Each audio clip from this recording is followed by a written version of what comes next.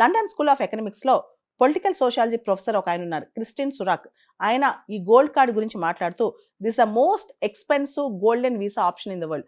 ప్రపంచంలో ఉన్న golden visa ఆప్షన్స్లోకి ఎక్స్పెన్సివ్ వీసా ఆప్షన్ ఇదే అని చెప్పి ఆయన చెప్పారనమాట.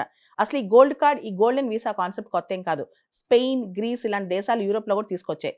అయితే ఇలాంటి గోల్డెన్ వీసా రావడం వల్ల హౌసింగ్ కాస్ట్ బాగా పెరిగిపోతాయి, ఇన్ఫ్లేషన్ బాగా పెరిగిపోద్ది, మనీ లాండరింగ్. ఎవరైతే ఇతర దేశాల్లో విపరీతంగా డబ్బులు సంపాదించారో వాళ్ళ డబ్బులు దాచిపెట్టుకోవడానికి గోల్డెన్ వీసాస్ తీసుకోవడం, దీనివల్ల నష్టాలు కూడా ఎక్కువ ఉంటాయని చెప్పి భావించి కొన్ని దేశాలు, నెదర్లాండ్స్ కానీ, గ్రీస్ కానీ, యూకే లాంటి దేశాలు కూడా ఇలాంటి కాన్సెప్ట్స్ పక్కన పెట్టి ఎత్తేసాయంట.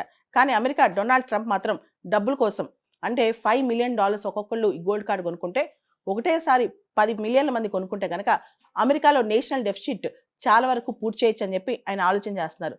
మనందరూ తెలుసు ట్రంప్ ఒక బిజినెస్ మ్యాన్ కాబట్టి ఇలాంటి ఐడియాస్ కామనే. అయితే అమెరికన్ సిటిజన్షిప్ అనేది ఒక privileged class, only wealthy people రావచ్చు, ఓన్లీ డబ్బులున్న వాళ్ళకి, వరల్డ్ క్లాస్ వండర్ఫుల్ పీపుల్కే ఇది సాధ్యమవుద్ది అని చూపించేలా ఆయన చెప్తున్నారు. ఓ పక్క ఇల్లీగల్ ఇమిగ్రెంట్స్ని పంపిస్తూ, ఇంకో పక్క ఈ గోల్డ్ కార్డ్ తీసుకురావడంపై చాలా విమర్శలు వస్తున్నాయి అమెరికన్ డెమోక్రాట్స్ దగ్గర నుంచి.